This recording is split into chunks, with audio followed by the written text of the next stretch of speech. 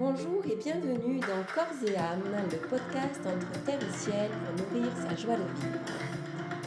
Je m'appelle Sybille et longtemps j'ai été obsédée par mon alimentation pour contrôler mon corps que je n'aimais pas.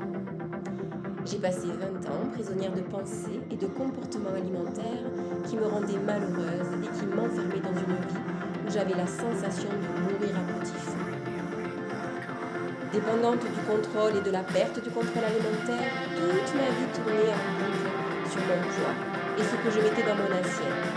Jusqu'à ce qu'un jour, je prenne conscience que je ne voulais plus vivre de toute façon et que pour vivre autrement, c'était à moi que venait la création du changement que je désirais. À partir de là, un chemin passionnant de guérison et de libération s'est ouvert pour me permettre de construire petit à petit la vie dans laquelle je me sens pleinement vivante.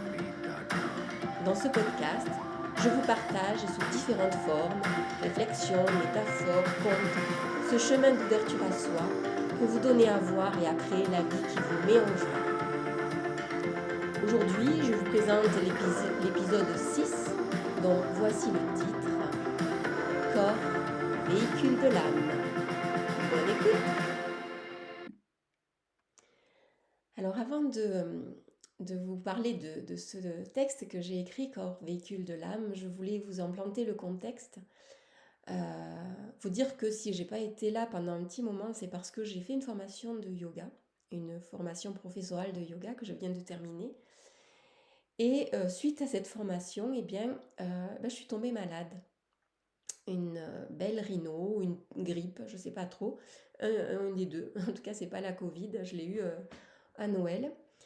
Et mon corps, ça fait donc quelques mois, on va dire, qui me donne des signes, que ce soit à travers la Covid que j'ai eue au Nouvel An, que ce soit à travers une blessure que je me suis faite pendant ma formation au niveau de mon ischio-jambier ou maintenant par rapport à cette rhino. Et j'ai été quelqu'un qui n'était que rarement malade. Et là, ça s'enchaîne.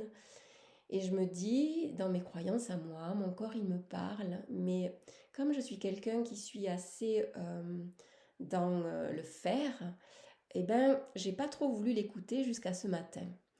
Et ce matin, j'ai pris le temps de me poser et d'aller écrire un, un petit mot à mon corps.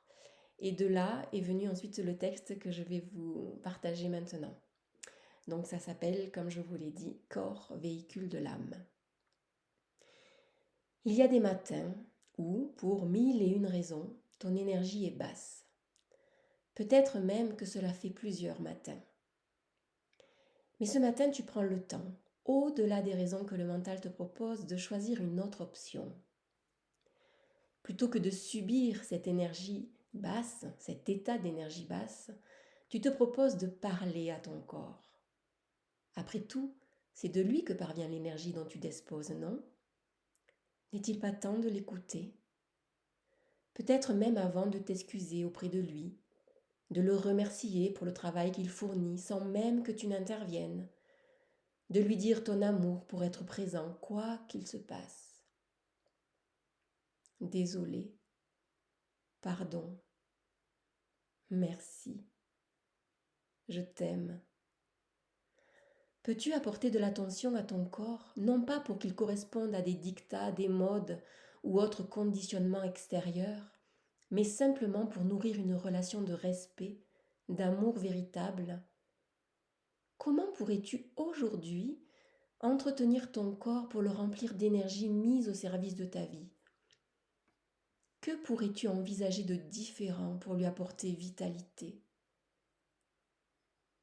Qu'est-ce qui alimente vraiment le corps? La nourriture qu'on absorbe? Les pensées qu'on entretient? Les émotions qu'on produit? Les mouvements qu'on lui dicte? Et si aujourd'hui tu prenais un temps pour te mettre à l'écoute de ton corps, peut-être entendrais-tu ce qu'il désire te transmettre. Pour ça, tu peux choisir simplement de tout arrêter, même 5 minutes, et amener toute ton attention à ton corps.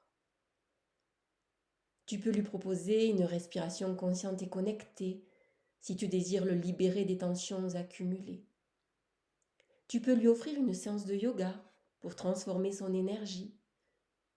Mais si rien de cela ne te dit, tu peux aussi lui offrir une sortie en pleine nature pour l'abreuver de la sève du printemps. Tu peux lui proposer un massage, un bain, un sauna, un hammam, dans un espace de bien-être si ressourçant. Tu peux aussi le laisser au repos, aussi longtemps qu'il le demande, tout en le considérant pour ce qu'il est, le véhicule de ton âme. Viendra le moment du mouvement à nouveau.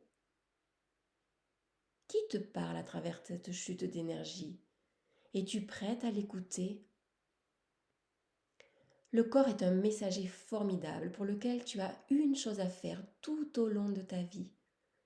En prendre soin pour qu'il t'accompagne le plus longtemps possible, au mieux de ses possibilités toujours fluctuantes.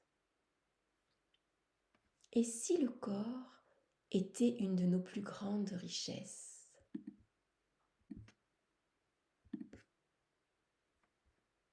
Si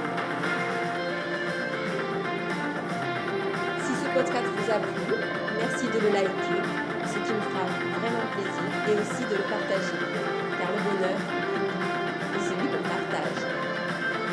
À bientôt pour le prochain épisode.